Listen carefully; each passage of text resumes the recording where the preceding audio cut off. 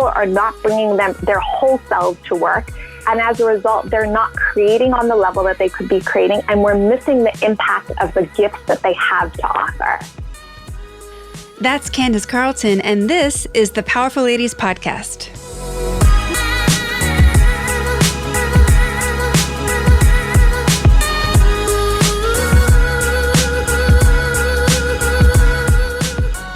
Hey guys, I'm your host, Cara Duffy, and this is the Powerful Ladies Podcast, where I invite my favorite humans, the awesome, the up to something, and the extraordinary to come and share their story.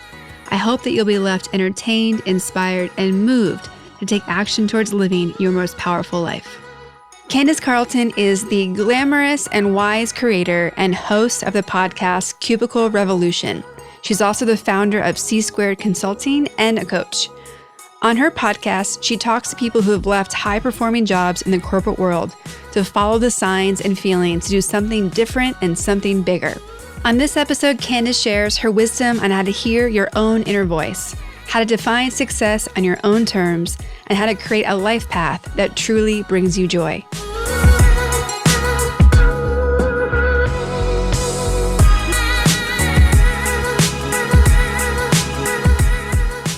Well, welcome to the Powerful Ladies Podcast. Thank you. I'm so excited to be on it. I'm excited to have you. It was such an honor to have you as one of our panelists this past week at the Powerful Ladies by Portland event, and everyone was really excited to hear what you had to say. So I'm super excited to dive in deeper to your story and what you're creating and your advice to everybody today. Well, thank you. It was such a cool event. I just wanted to say, Cara, a tremendous opportunity just to have a room of wildly powerful women. So really cool. Thank you. My pleasure. Let's start by introducing yourself and what you're up to. So my name is Candice Carlton. I am based out of Portland, Oregon currently. And about a year and a half ago, I quit my very fancy, very fun corporate job as director of communications. And I decided to pursue my passion. Well, that actually sounds very out there. Essentially, what I wanted to figure out was there a way that I could create more meaningful work and joy in my life? I had loved my job, but had felt the corporate constraints to be a little bit confining. So for the last year, I've been freelancing and consulting. I launched a podcast called The Cubicle Revolution, interviewing very successful people who were top of their game, but realized at some point that their inner guidance system wanted them to do something different. And because that's the journey that I'm on, of discovering what it is I'm meant for and how I help other people do the same. Which just makes me so happy because I wish more people were talking about that. I know. I think it's such a weird thing because I think we're taught to pursue success. And I was one of those people who I think, like you, Cara, because you and I talked about the panelists in this last week, and a lot of people we know where outwardly you can have all the trappings of success. You have, the shoes. For me, it was I wore the shoes I wanted to wear. I got to go to the beach on the weekends. I was, on camera. I was coaching people on camera, producing and directing and loving everything. But a part of me was just this is not what you're meant to be doing. And I think that so many of us just ignore that because it's inconvenient. And we don't know how to navigate it in a world that tells us success looks a certain way and that there's a linear path to achieving it. Well, and I think too that there's the levels of, your heart telling you that, you're kind of bored and you could be playing bigger and there's more out there. But at the same time, you can love what you're doing. Leaving a corporate job doesn't always occur before you do it as, oh, I hate this. This is stressful. My boss is a loser. Sometimes you really love what you're doing and you find joy and you get things out of it, but you know that there's more. And that to me is the scariest, way to leave, a semi-safe corporate successful environment, because you're kind of taking a leap from things that make you happy enough and provide so much for you to then jump and be like, I know there's something else, and you may not know what it looks like yet. Right. And I think that's exactly the journey that I'm on. And, you know, a little bit of backstory is prior to that, I had been pursuing finance. I was going to be a financial advisor. My first job was on a trade desk. My undergraduate was in finance and economics. And as intellectually stimulating as I found that, and I really liked the people I was working with, I, at some point, realized that I think it always starts as like a gentle whisper, like a slight discomfort in what you're doing or like in your life. It's kind of like, this doesn't quite feel the way I expected it to feel or I wanted to feel. And then there's a sense of like normalizing it because you're like, well, no one really loves their jobs. You know, we're told it's like, it's hard and we kind of have to suck it up. And to be honest, I did that for as long as I possibly could because I had, you know, really great money coming in, really beautiful professional environments, a lot of opportunity and acknowledgement until that inner whisper got louder and louder. And I think Oprah used to talk about this on her show. It was like it starts as a whisper and then it becomes like rocks that are thrown at you. Yes. And so, And so for me, I developed just debilitating anxiety, insomnia. I'd have panic attacks in the bathroom at work. And that experience forced me to really take a look in the mirror and start asking questions that I hadn't asked myself before, which was, who are you really? And what brings you joy? And what are you meant for?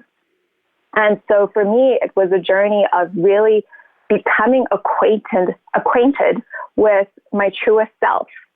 And through that really hard, because you just can't paint it anyway, it's hard, journey, I discovered my gift in communications, in connecting people through the power of video or whatever we were working on. And then beyond that, I then discovered, to your point, okay, I love my job. I'm definitely in my lane, but I feel like I'm meant to be doing more. And taking that giant leap. I remember when I left, I was just like, oof, I don't know what comes next, but I know it's going to be good. And I know it's not going to be easy, but I feel like it's going to be worth it. And that's where I am right now. I'm loving it, loving every part of it. And weirdly enough, like doing the best work, not weirdly enough, but doing the best work I've ever done. And like, yeah, that's what I can say about it. Loving that. How did you know it was okay to jump? Like, how did you know that there would be something better once you did? I mean, this is the reality. Like, I feel like you never really know. Like, there's always this like uncertainty. So I had to like go with, well, okay, so I don't know absolutely what it looks like or how it's going to work out, but I trust in this inner guidance system within me that I'd learned, that I'd begun developing trust through when I moved into communications and out of finance. When I started to, this is what I'll say, through my spiritual practice, through getting to know myself, through meditation, through yoga, and I know for everyone it's totally different. Maybe it's being out in nature, through developing practices to really get to know myself with no bullshit. What I discovered is that I had this inner guidance system that was always talking to me. And every single person has it. We're just not taught to listen to it. Yeah. And what I knew about that is that if I listened to that and if I was guided by that, like I would be happy. And what I discovered is when I was happy and when I was in that doing work that was joyful or pursuing things that maybe were audacious and scary, but were like exciting, like I would end up okay. And so that was like the practice of switching from finance into producing and directing and communications. And then through other choices that I made in my life, I'd begun to develop that trust that if I listened to that inner whisper, everything would work out and everything would be okay. And not to say like, it's like, you can't be practical and you don't have to plan and all that stuff. You totally have to, but there's a sense of yes, no. And that's what my inner whisper helped me figure out. Yeah, I've heard it described as there's things that we feel and then there's things that you know. And, the feelings can be tied more to your ego, where the knowing is your intuition. It makes it easier to kind of start deciphering like all the things you hear in your head and your heart and not knowing which is which all the time as you start to use those muscles a bit more and get to know yourself better. But that gave me clarity for people who are like, okay, how do I start? So I think, in my journey, I actually, because meditation helped me so much, I studied it with all kinds of teachers and swamis and spiritual gurus. And now I teach it to help other people decipher what is their inner whisper, what is their conditioning, what is their mind versus like their divine guidance. And I think the reality is when you actually look at your life, things choose you. Mm-hmm. You don't choose them, and so it's almost like that feeling. Like when I had really bad anxiety, I wasn't sleeping and I was having panic attacks. The first thing I discovered was, I was going to yoga every day instead of happy hour. That was one of my choices, to calm my nervous system. And at that time, when I discovered, what I noticed was, I feel different at yoga than I do anywhere else. Mm-hmm. And I don't know what that means, but it means something. So I'm going to do more yoga. So I did more yoga, and then I did a teacher training, and I didn't choose yoga. Yoga chose me. It's that sense of just that pulling, like you just don't have a choice in the matter. Mm-hmm. It's the same as like sometimes you prefer chocolate ice cream over vanilla. I mean, what dictates that? You don't know. It's just you want what you want. And there's a certain feeling, a peace, a calm that comes when you're pursuing what you're meant to be pursuing. And you can't really choose it. Again, it feels like it chooses you. Yeah, that's very much what I've experienced with Powerful Ladies. Like when it started, I always had a corporate job. And I was very happy in those jobs and doing big, great things. But to your point, there was always that whisper of this could be bigger. And it just kept getting louder and louder, or it would show up and pop up in my head more often. Like, I'd meet people who in the past I would have thought would be a great collaborator for my day job. And it switched to suddenly seeing everybody as great collaborators for Powerful Ladies. And right. And you couldn't control that. It just arrived, right? No. Yeah. No. And it got to the point where I was like, I have to do it now. Like, I don't have a choice. Like, it really wasn't my choice. To finally take action. Like it was that, or I knew there would be a repercussion of almost like the universe being disappointed. Like, how much more do we have to tell you? Like, come on. Well, I mean, that's why I launched my podcast as well, to like begin that conversation, because I think that there's so many people who hate their jobs, mm-hmm. And they're really like in a soul crushing kind of environment or whatever it is. And it's not that all jobs are joy and rainbows, but there are things that you are built for, So like getting into that space of like, I love the Strengths Finder.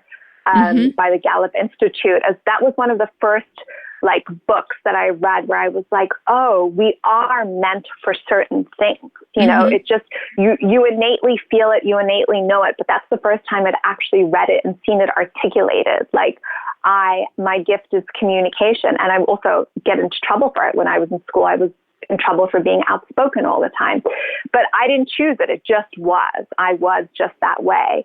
And it's the kind of this perception of like, yeah, you're just supposed to hate your job. That's kind of like normal. And like, you kind of just make the best of it. And I think what we miss in that is like, people are not bringing their whole selves to work. And as a result, they're not creating on the level that they could be creating. And we're missing the impact of the gifts that they have to offer. Yeah. And I just think it would be so different if, I mean, it's a whole thing in itself, but like if our schooling systems were set up to identify what brings you joy based on the Strength Finder, what gives you energy? Okay, like doing mathematical equations for someone gives you energy. You should be pursuing that. Whereas me, no, that would suck the living life out of me. And, so like really, like what is your gift in this world? What are you made for? And how do you offer that to the world as a contribution of the work that you do?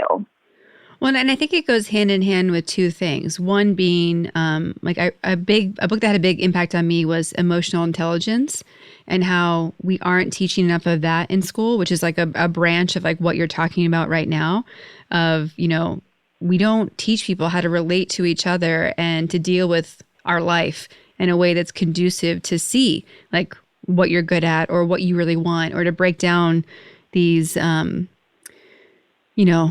we put people in very clear paths that they don't always want. So how do we allow them to identify what they actually want? And the second thing for me is that I got out of the Strength Finder book was, we talk about people following their passions a lot, and that gets convoluted often with hobbies and where you find your play. And I think so often where you find your play isn't always what you do naturally or what you do without thinking. And once I read the Strength Finder book and realized I had permission to make money doing what came easy to me, like I had this idea that, in order to get a real degree, it had to be an Ivy League degree. And that's where like the real like brain power and crunching came from to really push you to the next level. And then once you were in a career, if you weren't constantly growing and pushing and evolving and like getting to that next mental level, it wasn't a career, it was just a job.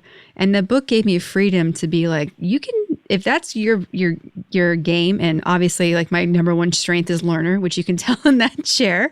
But one of mine too, actually. It's in my top 5. Yeah. Perfect. But to have permission that I didn't need to use all of my intellectual power and problem solving to get paid, and just do whatever came easiest so that I was freed up to use the rest of my brain and abilities any way I wanted to, was so refreshing, because I didn't have to be an astrophysicist to earn my living. I could do anything. Well, I mean, yeah, like on so many levels. And I think what's really interesting about it all is the things that come easy to us, sometimes we don't even realize that we're really strong in them, because it comes so easy. And we're like, are you kidding me? Like, not everyone can do that, you know? And I discovered that when I switched into communications and marketing. I started to notice that even though I didn't have this marketing background, I could see things that the people who'd been trained in it and had had their whole careers in it couldn't see. All of a sudden I could see, no, that story is not going to resonate with anybody. Mm-hmm. And no, people don't want to be spoken to like that. And it's really developing that. And sometimes you need someone from the outside to say, you know, you're really great at that. Did you like even realize that? But I honestly, it's the weirdest thing, but I attribute that Strength Finder to like the beginning of my spiritual awakening. It's like Marcus Buckingham. I saw him, one of the authors, in a restaurant once, and I just totally was like starstruck because the same thing as you. It's like really opened up something for me to like just feel, give me permission that, yeah, what you're good at, what you innately comes to you, that's where you should be focused, because that's where you can be of highest contribution. Yeah, and in the Western world, there's so much pressure to always be making yourself perfect and like really focusing on where you need to improve. And it's so exhausting. Like you're either improving your finances or your health or your relationships or your focus or your even just your ability to meditate can be a task for some people, right? So knowing that like everything's perfect, just relax. Like, what do you actually want to do? What sounds like it would be a good idea right now? And we had a guest on, a couple actually, who have talked about intuitive eating and how everything you need in your life, whether it's what career path, how to help people, how to eat and fuel yourself to live optimally, all of it can come back to our intuition if we clear out all the other junk, which makes complete sense to me because I'm a believer in that power. But yeah, like just to not worry about trying to fix everything in ourselves all the time is also such a nice relief. Well, I think that's what the whole Cubicle Revolution is about, which is what I'm really like deeply committed to, is like, how do you define success for yourself? And I think that comes not only into the work that you're doing, but to your point, like what you're eating. Like, you know, we've been conditioned, especially as women, to like diet, to look a certain way, all this kind of stuff. Whereas what if someone gave you the permission, eat what nourishes your body, you know, eat what calls to you, like learn your hunger cues. I mean, it's just like freedom. It's like you get rid of all those constraints of all the things you should be doing, or what to, like, it feels like when you say society, it's like, what is society? But it's like these social norms that we've put into place, which I think we're now starting to break and say, no, like this doesn't work for us anymore. And I relate it to when I first started learning like financial literacy. I thought I knew financial literacy. We have a mother who is very accounting oriented, even though she's not a professional accountant. So lots of like how to balance your checkbook and every month comparing your receipts and all this stuff that she still does to this day and trained us to. And then when I really started to dive into financial literacy as an adult and see how I was using my budget to make myself feel guilty. And once I was like, no, like going shopping is something I enjoy. And coming from the world I come from, like I like using clothing to be part of self-expression. Like I'm just going to make a budget for it. And if I do my budget the right way, everything's going to be fine. Everything's covered. Like it's okay to spend this amount of money. There was such liberation in knowing that that wasn't guilty shopping. It was just like pre-approved plan shopping. Like I wasn't messing anything up. And I feel like it's the same way of like just organizing the life that you want to have and being like, no, like this is what I agree to. This makes the life I want work. So there's no more worrying that I'm not doing something the way I should be. Right. I think it's really this idea of like creating your own path and like showing up in a way that like is joyous for you. And I think like the idea of joy in the past, to your point, has kind of got this label of like frivolity and irresponsible, you know, tied to it. But that's not really the space. It's like take care of what you've got to take care of. Like everybody's got to work, and sometimes that is a job, and it's a job. Not even your passion or your whatever, but it's also your divine responsibility to be creating a life and doing the things that really like fill you up. And I think because if you don't, you're just going to be miserable. It's the reality. I think Elizabeth Gilbert, the author of Eat, Pray, Love, she made this incredible YouTube video that really like inspired me, and I share it with as many people as possible. If you look it up, or we can put it in the show notes. And she talks about your hobbies versus your job versus your career versus your vocation. And she says, point blank, everybody needs a job because that's the way you show up as a responsible adult in this world. You've got to pay your bills. And sometimes your job is not great. Like sometimes it kind of sucks. But the good thing about a job is you don't have to give your whole self to it necessarily. You can use up your creative energy on the side. She says the career is when you're willing to make certain sacrifices because you're pursuing something bigger. Your vocation is something you do, whether you get paid for it or not. And then obviously your hobbies may be things that you love doing, but you're not going to get paid for, and maybe you're not even very good at, but you still like it.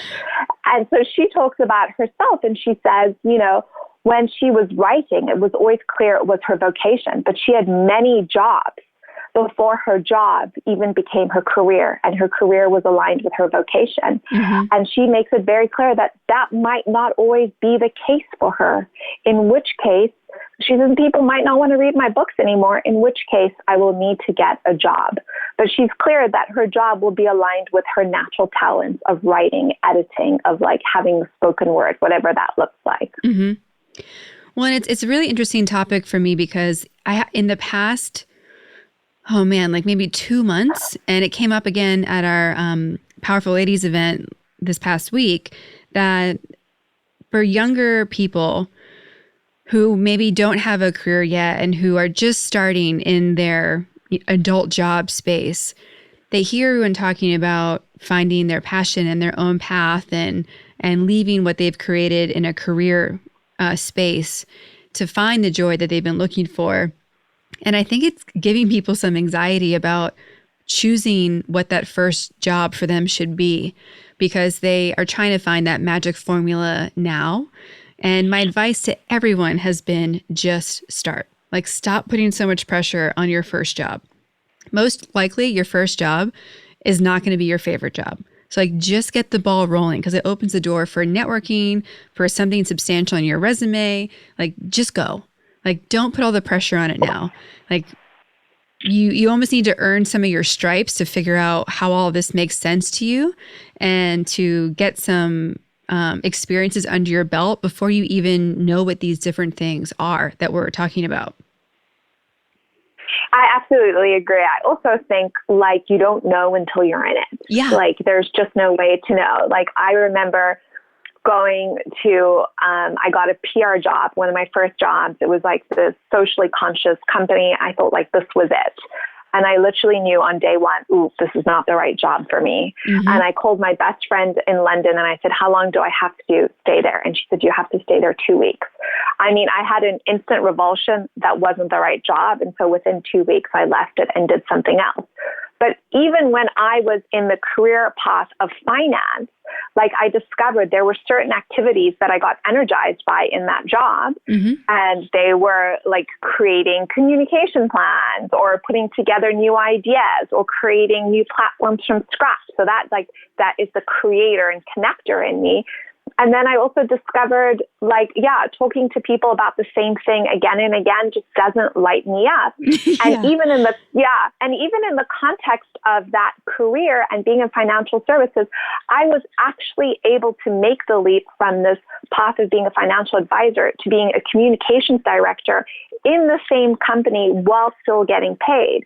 So sometimes you get in and it might not be the right job, but you have the opportunity to discover and learn what else is available within that framework. So you might be able to change jobs, try out departments, all that type of stuff, while still getting paid and being a responsible adult. Because if you've got no money coming in, there's no ways you're going to find work that you like, because you're freaking out because your rent isn't paid. Yeah. Yeah.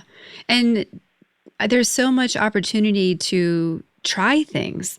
I think you mentioning that first job, you stayed for 2 weeks and then you moved on. So many people get paranoid that they have to stay for a year or longer. And it's like, no, like, you can really do whatever you want in the space of still making responsible choices and doing it the right way. So I'm glad that you shared that, because so many people ask that question, like, how long is enough to, either be polite or to really know if it's not just an initial reaction or if that's what it really is. Well, I also think you'll know. Like, I just knew in my gut I could not go into work another day. It just wasn't right for me, right? Other times I've had jobs where I'm like, this isn't ideal, but I've got to pay my bills. I like the people. Like, what can I do to really lean into my strengths? And I think in every job I've ever had, I've essentially recreated the position based on my strengths. I think you always have that opportunity too. And it's up to you. It's not like, I love the idea of getting a mentor and all that type of stuff. Mm-hmm. But ultimately, it's like, I feel like it's your responsibility. You have to be tuned into what lights you up. You need to be experimenting, trying on things. No one's going to come and give you like the magic formula. And even if they did, it may not be relevant to you. And I think that's also another thing I discovered is, like, people would give me, all these well-intentioned, very successful people that I wildly respected would give me advice. And I'd be like, it doesn't quite fit.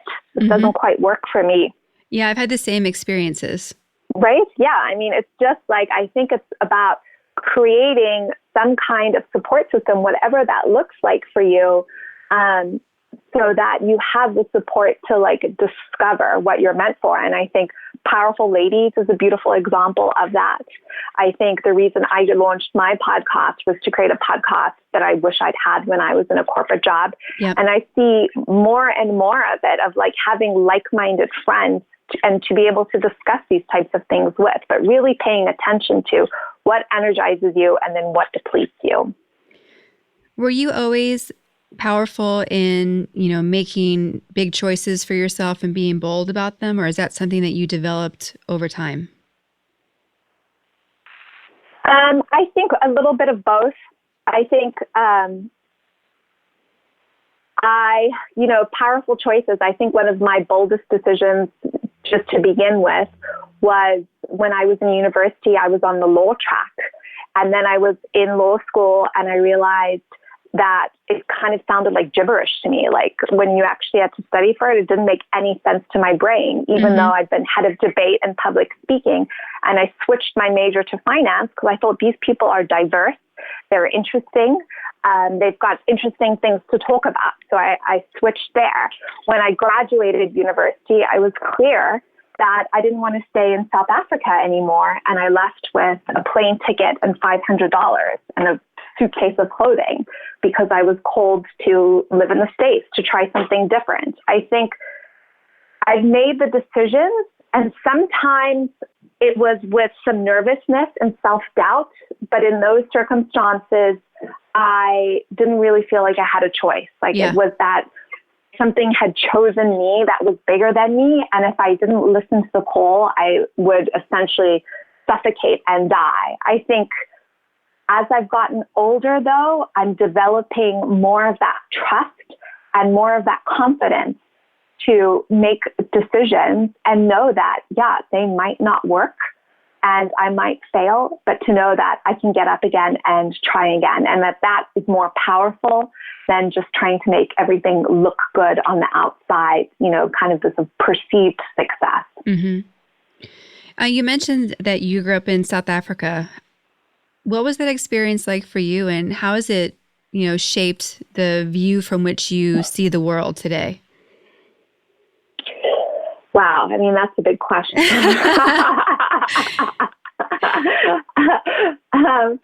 I think, I was born in Zimbabwe, which is a country just above South Africa. And then I went to school in Cape Town, which is at the bottom point of South Africa. So high school and university. And I think when I left, it was primarily because it's a country that's still recovering from apartheid. There's a ton of hope, and there's so much inspiring work and so many inspiring people, but it takes a long time. It's it's gone through a lot. So I think how it really influenced my life choices was if you're living in that type of political environment and economic environment, you start to see when people's rights are taken away from them and you see the impact it has, you can never be okay with it in any circumstance. So I think that has profoundly shaped how I see the world. So even when I worked in companies, if there was kind of any hierarchy or hierarchical structure where people thought that they were better than other people based on their title or the money that they earned, I could never buy into that. I never believed that. And I also, on a practical level, think your best ideas can come from the 21-year-old or 22-year-old people on your team. So any sense of hierarchy, I just don't buy into. A sense, I think it's just differing levels of responsibility. And I actually think that the higher up you are on that responsibility chain, it's your responsibility to look after and serve all the people on your team, which is very, very different from most company structures. I also think it gives you a wild appreciation for free speech. One of the things that I just love about the Americans is how anybody can become anything that isn't the truth in most of the world. Your waitress one day could be your waitress, and they could be a political candidate, or they could be a famous actress, or they could be like a startup guru. You just never know. So I love that. And also how people just speak their minds, that you belong, anyone can come to the States and you can find your people, no matter what state it is, what city it is, there's a place for you. And so I love that. And I think that has shaped my worldview. Like if you are in a job or you're in a city or you're somewhere and you just feel like you don't belong, that it's not you, you just might not be in the right place. And that there is a place for you. You just have to find it. Yeah. And especially coming from someone who's, moved enough to know that you can live anywhere for a bit and you need to honor if it feels right. Right. And I think it's the same for a job. Like, here's an interesting thing. I know of all my friends and even in my own experiences, you may be a rock star. It's, it's really in the context of where you are most often. Yeah. When you decided to create your own podcast, where did you start? Did you already have experience in the past? Did you know people, or were you creating it from nothing? Yeah, so really interesting question. The truth is that I was doing consulting and freelancing, and I've been primarily specialized in video, and there was an opportunity to produce a podcast, of which I was perfect for, but I hadn't had any podcasting experience. So I actually took Seth Godin's podcasting fellowship, which I would highly recommend because you're in a community, a worldwide community of everyone launching their podcast for the first time, like all different kinds. So I took Seth Godin's podcasting fellowship, and I literally drip by drip, step by step, worked on what it was we were going to talk about, the type of people I wanted to interview, and how we were actually going to execute on it. And did a ton of research and listening to people's very amazing podcasts and sometimes not so great podcasts. Just to that made me feel better because sometimes I'd listen to people's and I'd be like, it's not very good yet. And I think that's the important part of beginning anything new creatively, to know the first episode you release, the first video you release, whatever it is, that's going to be your worst one, and it's only going to get better. And just knowing that, I think helped a ton. It's so funny you say that because when I started doing the Powerful Ladies podcast, you don't know what's going to come out, right? You just have an idea and you've done as much homework as you can and you start.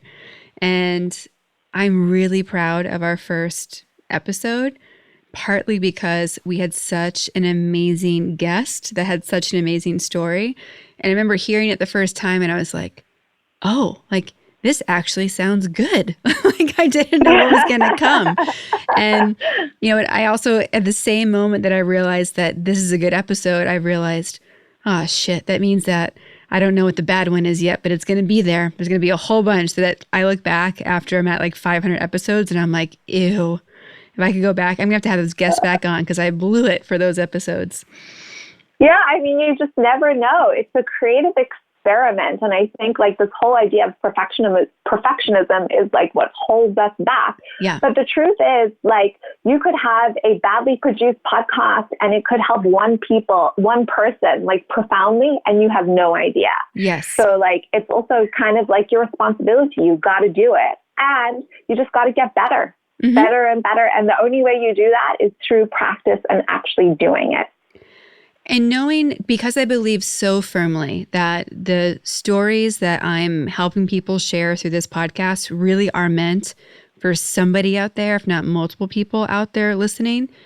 I keep coming back to that when I'm having a bad day or when I feel like I don't know how to do X, Y, and Z part of the business yet, and I'm trying to figure it out, and I'm just going anyway because, I'm a firm believer in what you said of do it anyway, just start.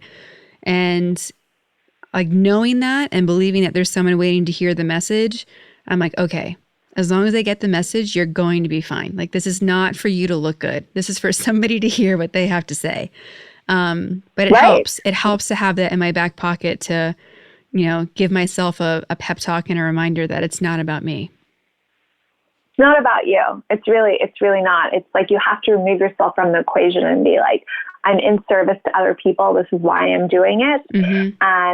And then just take yourself out of the equation, because I remember even my first few podcast episodes, I just kept recording them. I kept having guests, and I did absolutely no editing for months, literally, because I could not bear to listen to myself. Yeah. It made me cringe. I was like, I don't know what I'm doing. What am I doing? Who do I think I am? All this stuff. And I kept getting guests on, but was not releasing anything because it took me a while to push through that and be no, I'm going to do it. Even if it's terrible, I'm going to keep going. And of course, it was never terrible, but it's just, we're our own worst critics, especially when we're taking on something that we're passionate about, that we're excited about, or something that's even new. Oh, yeah. I mean, the do it anyway, one of the do it anyways I had to step over for the podcast was that I hated hearing my own voice. Like I still don't like my voice. And the biggest surprise has been when people have called and been like, you actually have a good podcast voice. I'm like, what? Who knew that? Who knew that was in there? Imagine if I never started because I'm like, no, I can't bear to hear my voice. Nobody else can. It's so silly. Right. It's so silly. I remember when I was director of communications, I was on camera twice a week for like 4 years. And the first couple of videos, I cringed for anyone to see me on camera. I was like, oh my God, it's going to be awful.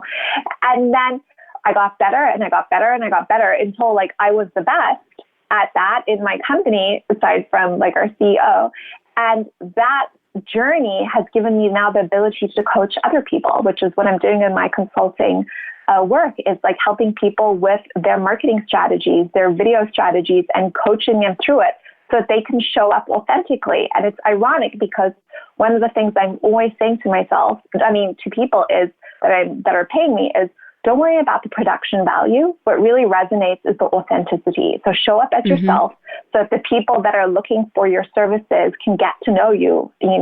If you show up as someone overly professional who's got it all together, they don't really get a sense of who you are. So it's just not going to land the same way. And so we get so caught up on what it looks like but really the question is, what does it feel like? And if we show up in our truest essence, people feel it and it resonates and it works. Yep. I'm really fascinated by how people who are consultants and coaches start.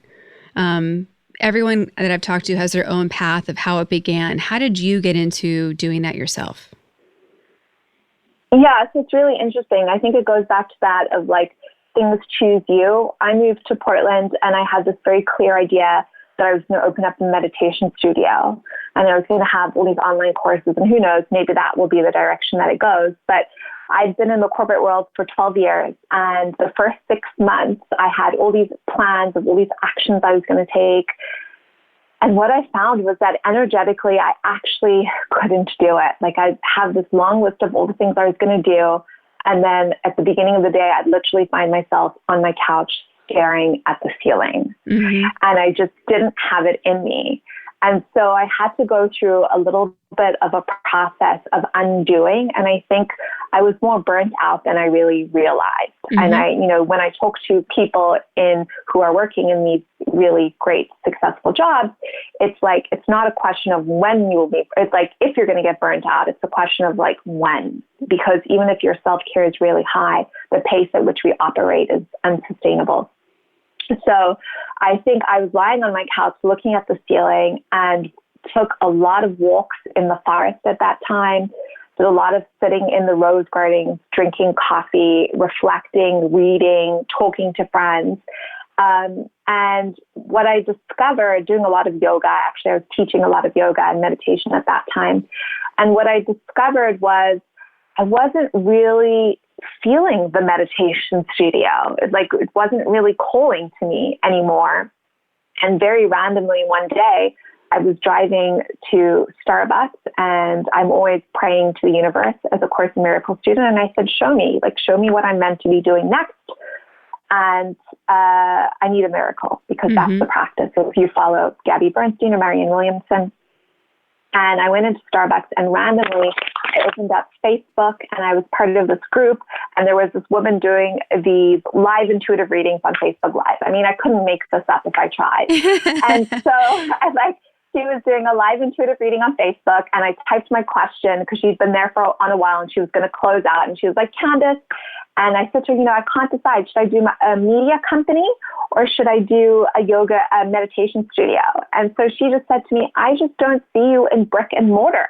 Like, I feel like you like to create and move on. And this is a woman I've never even met. It was on Facebook Live in a Facebook group. And she said to me, no brick and mortar for you. And that just sounded true to me. I was like, that's absolutely true. Like, I don't want to be in one space.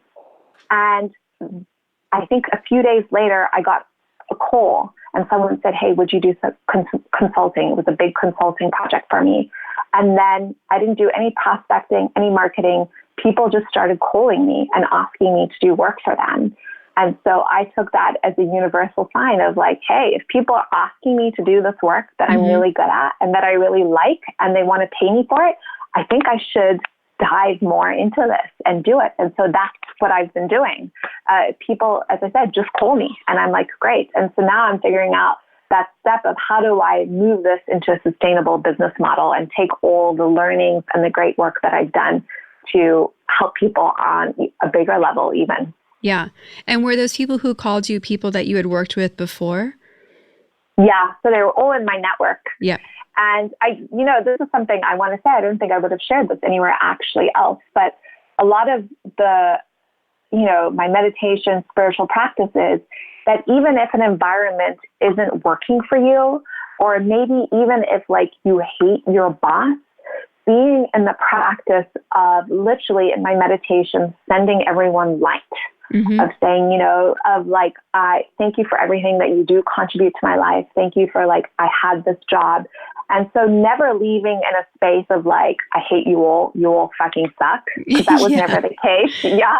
It was more of like, oh, this doesn't quite work for me. And so it's my responsibility to find out what does, but really being in that space of gratitude and blessing and literally sending light to everyone I'd worked with. And at one stage in my job, when I was having a hard time, I was like, what am I actually doing here?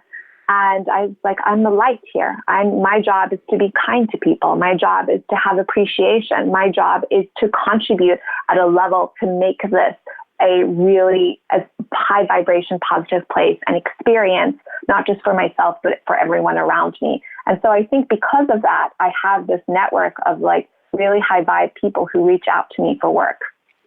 Yeah, no, it's so amazing. And I do believe that it's what you're sending out comes back to you. I mean, the big message for Powerful Ladies is that I want to allow people to know how bright their light is, to know how to use it to like maximize it and what they're capable of doing. And also because we need everyone to be aware of what they're capable of and to be ready to share it, because we all need each other operating at our best. Like me helping you, helping them is like helping me in return. So because it's all of us that need to be showing up together. When I go, every time I step out of something that I feel like I want to do, or if I feel I'm feeling a little bit lazy, like right when I was launching the podcast or the whole thing, literally the day before I was going live, I had the opportunity to go to a local networking event, and it made no sense for me to go. I had 20 more hours straight of work to do. Stepping away sounded insane. And I'm like, no, like I'm just going to go have a break. The people who are organizing this, I really respect. I'm just going to go say hi, pop in, pop out. And it was one of the best things I could have done because I got to share what I was up to. Other people got excited about it. It gave me energy back. And it really set me on this path of momentum where I was like, this is what I'm supposed to be doing. Like, thank you, universe, for giving me the reminder right when I needed it, because like, it was the final push, and to have the final push before launch, get that extra boost really made an impact. Yeah. I mean, it's like, you've got to like be listening to that, right? And like you were invited for a reason. Yeah. It also made me think about how a friend of mine came to me recently. They started a new job and they felt like they were sold a bill of goods that weren't getting delivered. Like there wasn't the integrity that the people they interviewed with talked about. There wasn't all this creation and building what's next. And they were complaining and whinging about it. And they're like, and no one there is a leader. And I just let that sit for a second. I looked at them and I went, you're there. And they went, what? I'm like, you're there. Like, you're the leader. Like, people don't always want to be a leader. People don't always, it's not a volunteer position most of the time, especially when there's no extra benefits coming with it. I'm like, but you're there. Like, you're the leader. Like, maybe the reason you're there is like because you have to show everybody else what that looks like. And they like got all mad and mopey about it because they knew they had to step up, because they knew like I was right to some extent. Like, there's always a leader in the room. It's just a matter of if you want it to be you or not. And I think that's absolutely true. And what I've discovered is like, I take the lead on like just telling it like it is, of being in that space of vulnerability so that other people can do it as well, because it's so boring when we're just talking about things that don't really matter. But, you know, like, how do we have those conversations that matter? How do we step into our truths, and how do we play bigger in the world? And I think you're absolutely right. Like, there's been many situations where I'm like, I don't want to be the person who says it. You know, Yeah. I don't want to be the person who says it. And then I'm like, I forgot to say it, because no one else is going to say it, and it's going to empower everyone here. Yeah, I definitely have a love-hate relationship for being aware of my leadership, and the fact that there are so many times I'm like, can someone else just step up this one time? Like, please. And sometimes it happens and I get so excited to like when I see another leader at a place I'm working or in a group, I get so excited because I'm like, yes, I'm not alone. We can do this together. It'll be even bigger and more magnified. And it's been interesting to see in the corporate spaces how that's worked and how it hasn't. But yeah, it's like when you have to say what you're there to say, for better or worse. Right. And I think that sometimes, like, to your point, people are leading from a space of kind of that hierarchy of like having status. It's not really leadership. Yeah. And so even if you're not in that position, you might be leading from a space of compassion and truth. And that frees everyone up, even the people that are theoretically above you in the organization, because they get inspired by it and it moves them, even if you don't know that it does, even if they don't show it. Whenever you show up as your authentic self, you allow everyone else to do the same. Yeah. And I think there's so much opportunity for discovering something new when you approach a job, not as, oh, here's my job, I'm going to show up and do what I'm assigned, but to look at, who do I get to be in this job? Like, what's the lesson that I get to have? What's a lesson I get to share? Because it adds some extra dimensionality to it, whether it's, you know, as you broke it up before, whether it's a job or a career or your vocation, there's a bigger exchange that can happen other than here's paperwork I did in exchange for cash. So yeah, well, absolutely. Also, you're spending all your time there, so you might as well make it worth it. Like, I mean, you literally, like 8 hours a day plus, it's like all your, like a lot of your creative energy and juice is going in there. And so I think what's also really important is to stop waiting for other people to choose you. Yeah. And to like choose yourself. And that's something that I'm always practicing, and I hear in my mind of like, choose yourself. And to me, what that means is not looking for validation of the work that I'm doing from other people, but to be objectively look at it and say, is this my best work? Do I think this is good? And that's the same as like how you're showing up at work. And then you being the judge of that. Is this the best work I can do? Yes. Am I proud of it? Do I love it? And having just that, if you showed up every day at work and you were like, is this the best I can do? It would have a profound influence on your work, on your life, how you see things, but also the people around you. Mm-hmm. Going back to one of the other, I think, really important points that you made up about having real and deep conversations, the same group of women that I started a book club with this year, we started with The Course of Miracles. We haven't, of course, finished it, but we've been, right? So yeah. Good. We've been layering on other books that are a little bit easier to read so that we can maintain our appreciation for Course of Miracles versus reading it in dense form as fast as possible. And one of those books that we just are reading now is A Tribe Called Bliss.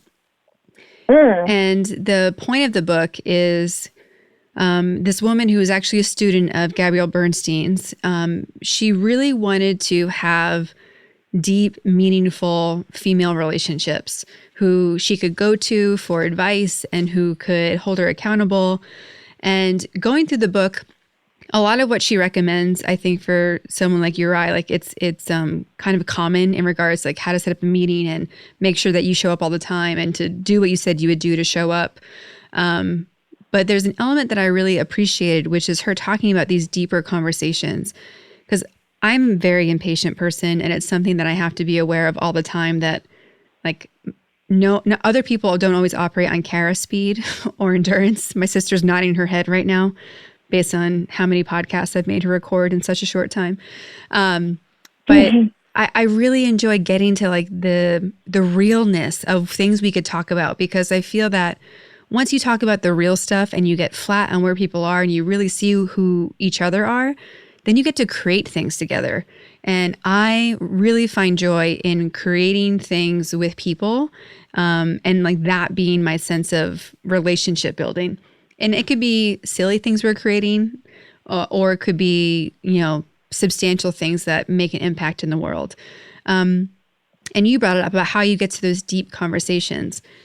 How are those important to you in like what you're doing for work and also your personal life? And how do you cultivate those in your life? Yes, I think the question is really like, how do you create real connection? Yeah. Is what it comes down to, I think. Because, I mean, if you've been to a mixer or a networking event, like the first thing people want to talk about is, who are you and what do you do, and kind of get a sense of like where you are in the status hierarchy. And I think what's more interesting for me is like, who are you? What do you do that lights you up? What do you do on the weekends? That's cool. Do you think your work is your purpose? And for me, developing those authentic conversations, you have to be grounded in who you are.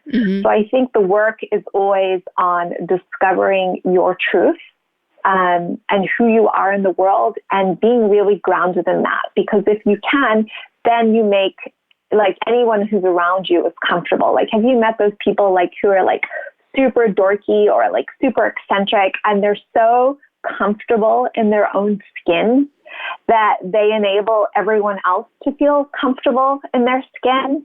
And I think that's the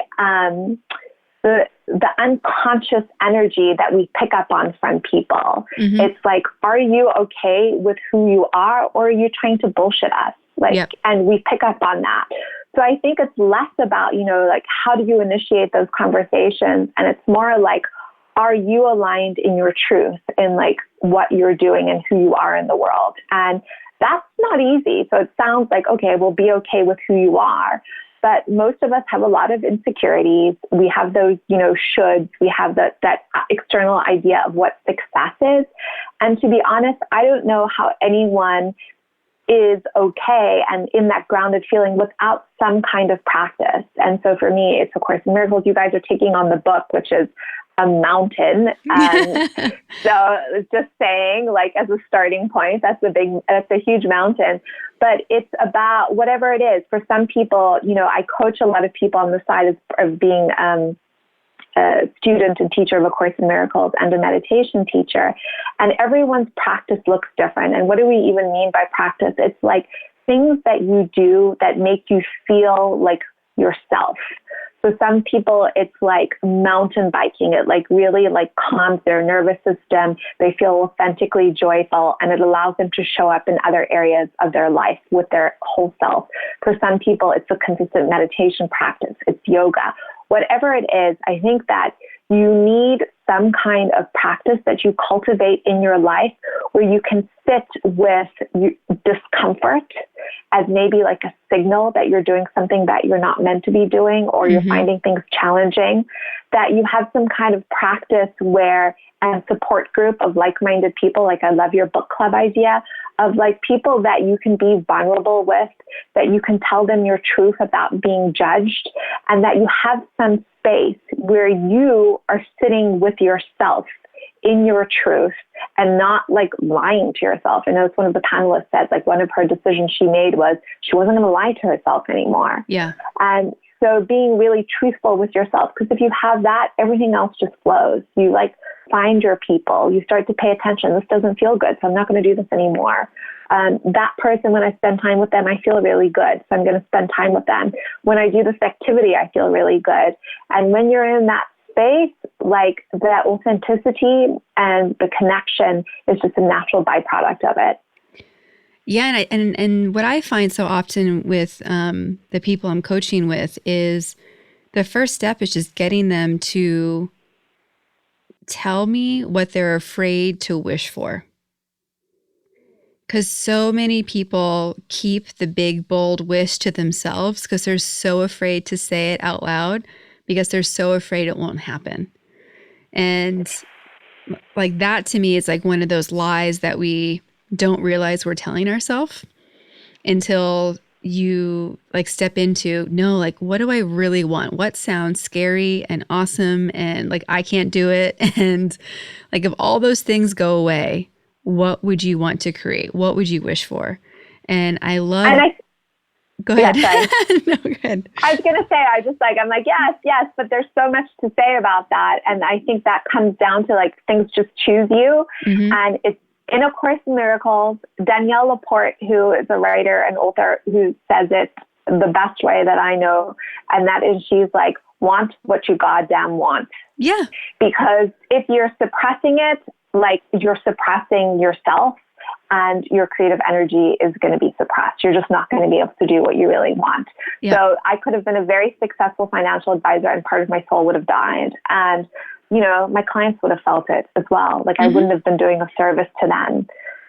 So I think you're absolutely right. It's like want what you goddamn want. And it's, you know, there's a sense of like some things that you want are perceived as better, more noble, more, you know, respectable. And that's just a story that we tell ourselves. It's actually not even true. Yeah. And we consider so many people in what we want to wish for instead of just going for it. I used to think communications was not for smart people. I was like, oh, producing videos, me. Like, I mean, you guys even study for that? I was like, because I believed finance was smart, respectable status. And then I couldn't deny it any longer. I was like, this is where my gift is. This is what lights me up. And it felt really kind of like unserious, but it was what I was gifted with. And it is really what I love doing. So it was just ironic. Yeah, I really appreciate when in our personal development, we get to a place where we can reflect on where we've kind of been like a butthead about things and just a jerk and be like, of course the universe is going to come back and be, it's like almost when people have children that are like them when they were kids and they realize how bad they gave it to their parents sometimes. Like the universe likes irony and it's very sarcastic. So if you, if the snarky side of you has a point of view, most likely you're going to find yourself in that same place. So it's I remember, I had such a career highlight. It was such an interesting thing. I went to a video marketing and production workshop in Boston at this company called Wiskia. They do hosting, but they're a super rad company. And they were having this 2-day workshop. And one of the workshops, they were going to have Adam Lissagore of Sandwich Video, who owns this really famous studio in LA, and they produced all like the hottest and best commercials for the top tech companies, so Apple Watch, all that type of stuff. And he's usually in the videos. Like it's very cool. They have their own flavor. Like they're the coolio of like the coolest. So they were going to have Adam Lissagore critique people's videos that they had submitted. And at the time I walked into the room and everyone there made videos for a living. It was kind of a newer thing to me. And I was like, oh my God, I think I started to have a panic attack. There was no seating room. There was standing room only. And I started to think to myself, God, I think I submitted a video. And I was like, oh God, I hope I didn't submit a video. And then I thought to myself, I was like, I know I did. I don't remember which one I did, but surely if they chose my video, they would have emailed me. Like they would have told me that they got my video, right? And so I stood there at the back of the room, like in this panic, cold sweat. They were going through everyone's videos. And then all of a sudden they were like, he was like, Candice Carlton? Is Candice Carlton here? And I was like, oh my God. And very, very like slowly, like I raised my hand really slowly. And the whole room watched the video, of which all professional video makers, I'm in the video as the host. That's the one they had chosen. So I was like, oh my God, what was I thinking? And at the end of it, he said, this was a superb job, high class. He's like, you as the host and your fellow host, you led the whole thing. I usually don't see videos like this. This is tremendous. And I was just blown away. And I think that's like another example of like, things just choose you. Don't try to be too perfect. It's the same thing with the podcasting, and like, just create. Because never in my wildest dreams but I thought that would have happened. And then he invited us to his studio in LA, and I'm in LA in his studio, like asking him a million questions. And it was just a point for me where I started to realize, like, I started to get some validation from the universe of like, yes, this path you're on is the right one for you. Yes, you're really good at it. And one of the things I'd spoken to him, I was like, you know, all these people have this technical training. They've done their whole career in it. And he said, it doesn't matter. He said, you see how to solve a problem in a way that they don't. And so that's all that matters. I think that's the equally liberating and frustrating part of how life goes. You know, you can do all of this training and it can help you and you can use it. And then you can also do none of it and do better than the people who have. And it's very much like athletics in that sense, where there are some people who have to train like an Olympian to to a half marathon. And there are some people that just show up and run and can run even faster than the people who trained. So it's really interesting to be balancing how are you preparing yourself for the skills you need to do the path you think you're going to be on. And then you just don't know what's going to show up. So like my approach has always been, how many different skills can I kind of acquire and have some awareness of? So I'm ready for as much of anything as possible. But I mean, that's not reality for most people and probably too stressful for a lot of people. But well, I mean, what's so interesting is when I look back on it, I'm like, of course, this is what I'm doing. And when I look at my strengths finder, my number one is communicator. So it's like, well, yeah, like you're connecting people through the power of communication. And if I'd followed that intuitively, like I might have, like from the beginning, because I was head of debate and public speaking in high school, maybe I would have studied media or journalism. And, here goes back to a really interesting thing of want what you want. Yeah. I wanted to study fashion journalism when in university. This was my idea. And one person, I don't know why I took this, said to me, oh, you're too smart to study journalism. I took that one person's opinion and chose my major based on that. Yeah. Whereas I think that's how much sometimes those external cueing like affects us. Whereas if I just listened to what lit me up, I might have studied fashion journalism. Who knows? I think everyone has those stories of, and usually it's somebody that, sometimes it's somebody that's very influential in your life. And often it's a random person makes one comment that just catches you in a way where it sticks with you. And it's really silly because most people aren't malicious. And they're speaking from their own concerns or fears or judgments, but some just land with us and they stick when, to your point, like we're not in a place to be confident in our path and what we're made for. And it's fascinating how everybody has a story like that. Yeah, I think if there's one idea that I can share and spread, it's like you have a unique path, and it's your responsibility to discover and create it. And it's not going to look like anyone else's because no one else is like you. And I think that's just not how our common thinking goes. Well, and to your point of how like everything leads to who you end up becoming, when I met you this past week, like instantly I was like, oh, she's fancy and glamorous and this is awesome. And it's no surprise to me that you wanted to study fashion journalism because that like instantly that came through to me as something that like you get. And so of course it all makes sense that you caring about that or your awareness of it in any sense leads to how you show up looking professionally in your videos and how you show up presenting yourself glamorous and powerful. And it changes how the listening people have of you based on how you present yourself. So there's no doubt upon meeting you that, you command a space and a room and people want to hear what you have to say. And I always think having a great accent helps with that too. So you really have checked a lot of boxes for maximizing your communication strengths.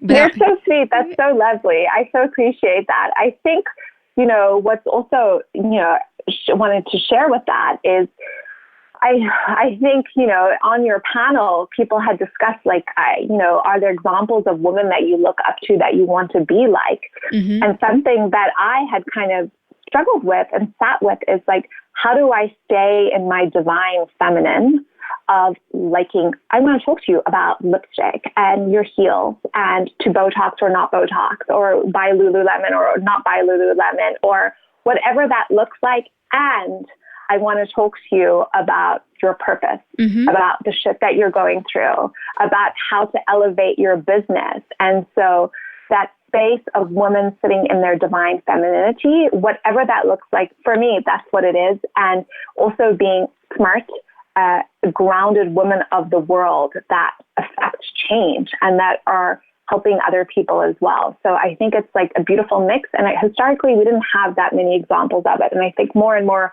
we're having those. And I think of Michelle Obama as mm-hmm. just a beautiful example of that. Yeah, because, people don't want to, we have so much conversation, especially today with the women's movement about, what people and women especially have to look like to be heard.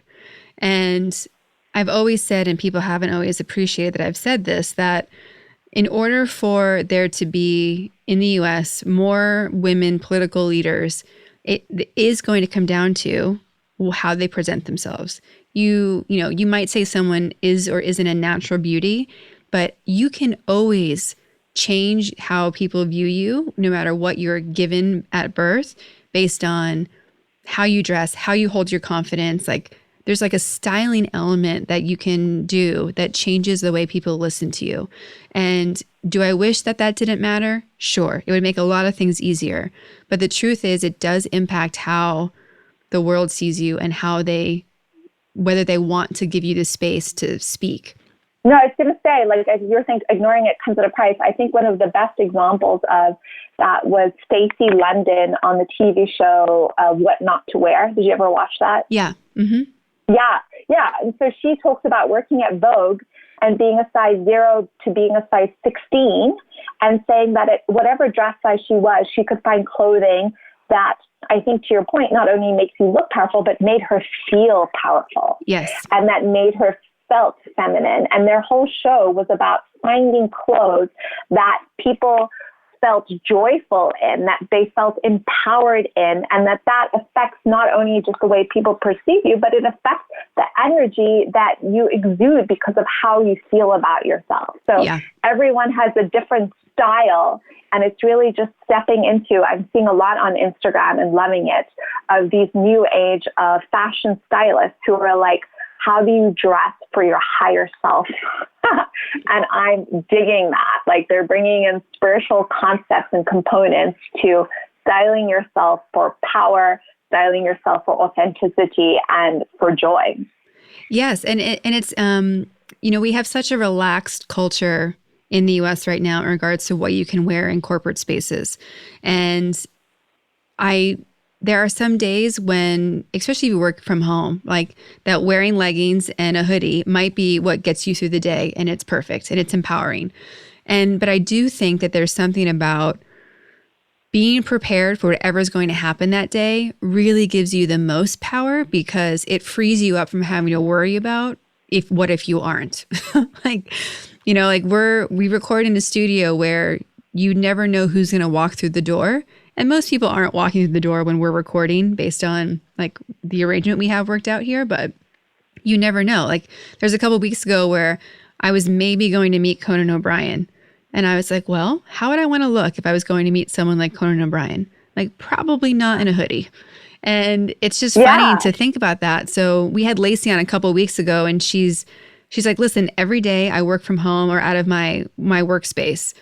Every day I wake up and shower and get ready for the day as if I was going to the office, because I want to be able to be a yes to whatever shows up. And whatever that means I'm wearing, like as long as I feel like I can be a yes to a client meeting, to a lunch date, to having to randomly show up on the news to promote my business, like I'm going to be ready. And if I'm not physically ready, I better have a bag ready, like in my car. Yeah, I think that's amazing. And I also think that, to that point, there's been this, the world that I came from, like fashion was not considered, it was considered frivolous and kind of like not serious, which it is. It's like totally fun. But, why can't you bring those elements into your serious work, Yes. It's kind of my thought on it. And you have to wear clothes anyway. So why don't you love the clothes you wear? And loving them and being stylish and feeling like you're expressing, to your point before, like your higher power.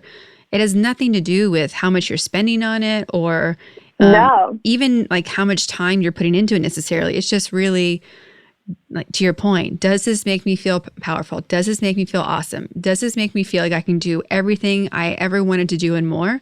Then cool. And that can change every day, just like how powerful we feel changes every day as well. Well, I love the minimalist movement too, because when you see those people in the tiny homes or with like 33 items, or, you're Marie Kondoing your house, like, which I've done several times in our house, it's like looking at your clothing, and like those people who are in the tiny homes, they're like, I got 12 pieces of clothing. I love every single piece of clothing that I own.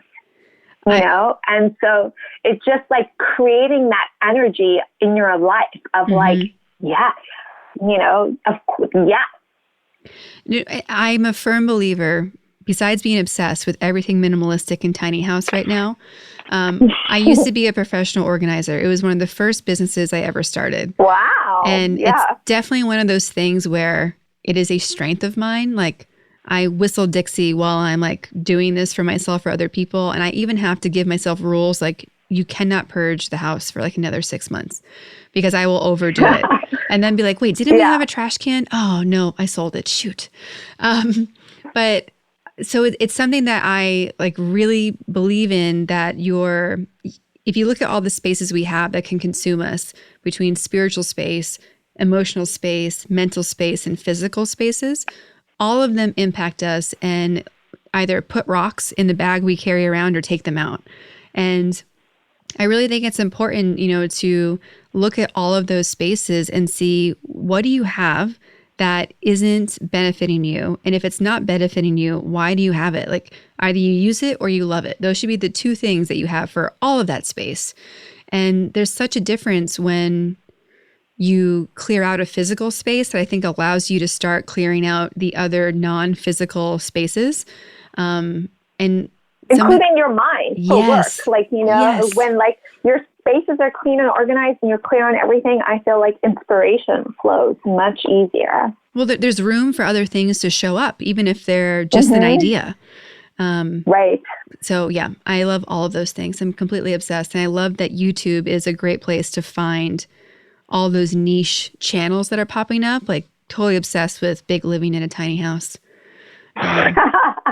It's like, I kept looking at my cupboard and thinking, could I do a capsule wardrobe? What would that look like? And feeling like really empowered and excited about these possibilities of like amping up the joy, but like reducing the volume. And I think that goes to like, exactly what we're talking about, of that redefining success. It's not like just getting more and more things the same way. It's not just like climbing the corporate ladder and earning more and more money, although it may be for you.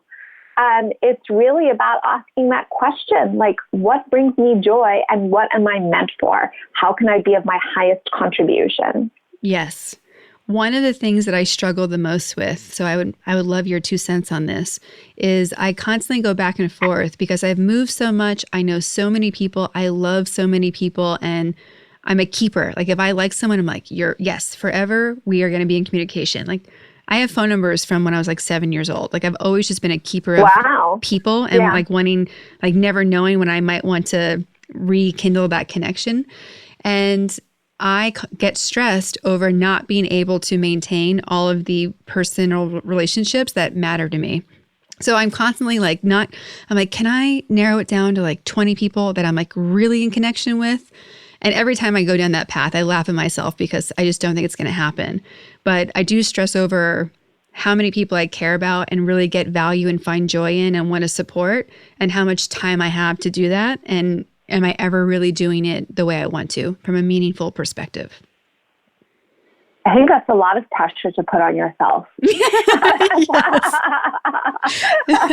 And that's just one moment. That's one thought in my brain. Imagine the others, right?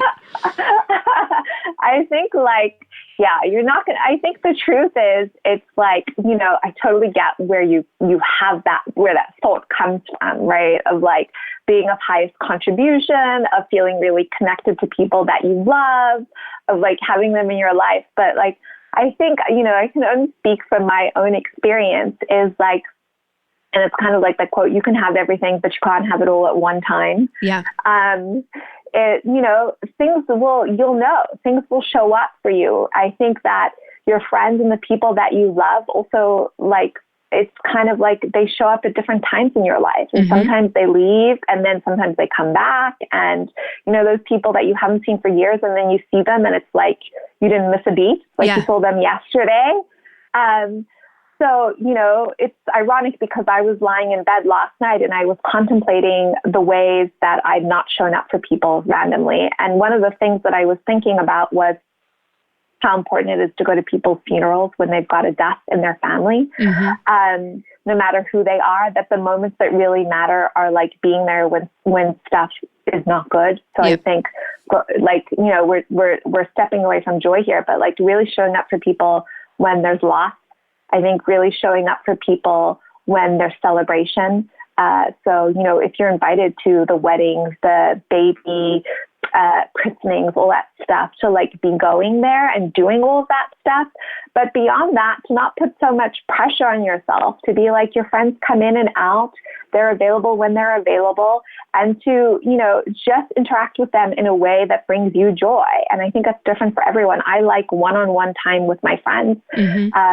And then I've got better at throwing myself birthday parties because I used to never do that. But it's an opportunity to bring together everyone I love. And it's not necessarily a celebration of me. It's a celebration to bring all the people I love and connect them together. So I think like you just got to know people are going to cycle in and out. And there's no right or wrong way for it. I think that's just, there's a pattern there of which you can't really control. Yep. It's I'm really good at causing big things to happen and then being like, oh man, I forgot how powerful I was. Shoot. Now I have to go like cause it to happen like the way I said.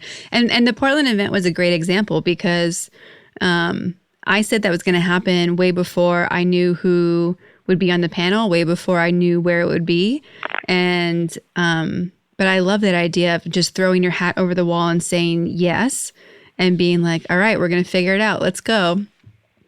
But yeah, it's a wild ride when you just start living big, and it's the relationship you have with fear and bravery and what you're capable of, like just throwing it all into the air and being like, all right, let's go. Well, I think it's an interesting thing because I think that you're just totally demonstrating that and living that. And it's just fabulous to like watch. And I think that even for myself, like I start reaching out to people, presidents of companies that I know, and I'll be like, yo, what's going on? Do you got some projects going? Do you want to get going that I can help you with? And once you step into fear, it's like, it just like dissipates. Then you're just not scared of anything anymore. It's like the more you face what you're scared of, the less scared you become. Yes, for sure. It's I love expanding bravery and courage and encouraging other people to step into that as well. It's one of my favorite games. Well, I think it's totally what you're doing. Thank you. We ask everybody on the podcast where you would rate yourself on the Powerful Lady scale, 0 being average, ordinary human, and 10 being super powerful lady. Where would you put yourself today, and where do you put yourself on average? I think on average, I probably think I'm about like an 8. I think that there's still room to grow into.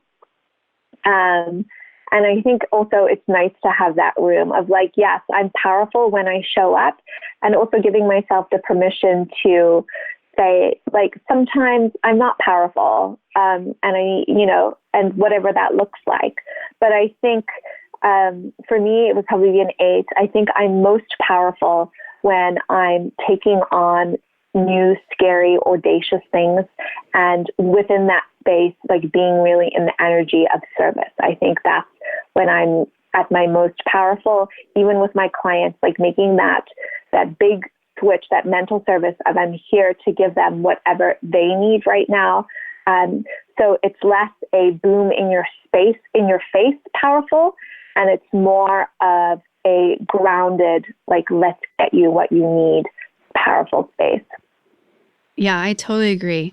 There was a book that made a huge impact on me recently is a book called Spiritual Leadership.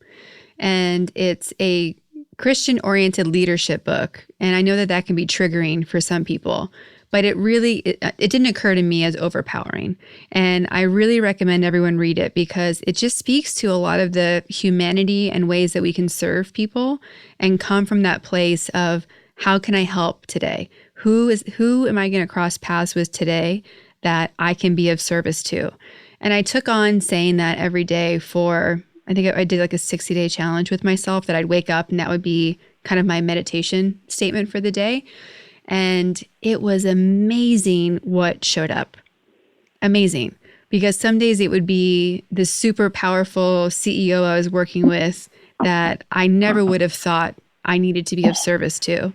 And then the next day it might be a homeless guy that you would pass, you would think of more as someone that you could be of service to, and everybody in between. And I love that you are in that space of just providing what people need to be their best selves. And I wish that there were more people than there already are doing that. So like, just huge thank you from me that that's who you are for the world and people, and that we get to share that's what you're up to on this podcast. Yeah, thank you. I think what's also really like the interesting thing about that, though, is like it sounds like really noble to be like, okay, I'm going to be of service to other people. And I guess on some level it is. But the ultimate reality is that it feels better to me. Like It takes the pressure off me. Mm-hmm. Like I can be more relaxed. And I think the spiritual practice in all of this is that which you give, you receive. Mm-hmm. And so when you're really in that powerful place of service, like you ultimately help yourself more than anything. Like you help all these people and you allow yourself to be in that more grounded space of really being your highest contribution. Completely agree. Well, I think that is an amazing place to wrap this podcast episode up. Thank you so much for being a guest on the Powerful Ladies podcast, and I cannot wait to see what else we collaborate on in the future. Fabulous. Thank you so much, Cara. It was such a pleasure.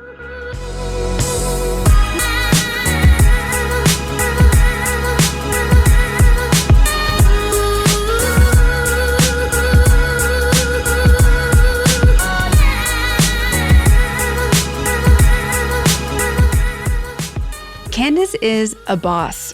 I love her confidence and clarity and her generosity to share her knowledge and what's worked for her to help others find joy. She knows that happiness is possible for all of us. It's not just woo-woo. You really, truly can have the totally amazing life that is waiting for you.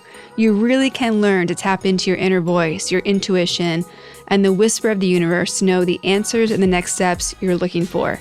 Candice is proof, and she's here to guide you if you're looking for that help. To connect, support, follow, or reach out to hire Candice or to work with her on your next project, you can follow her on Instagram at BeYourOwnDamnGuru, subscribe and listen to her podcast on YouTube and Apple Podcasts, The Cubicle Revolution. You can visit her website, CandiceCarlton.com, follow her on LinkedIn at Candice Carlton, or email her directly, Candice@CandiceCarlton.com.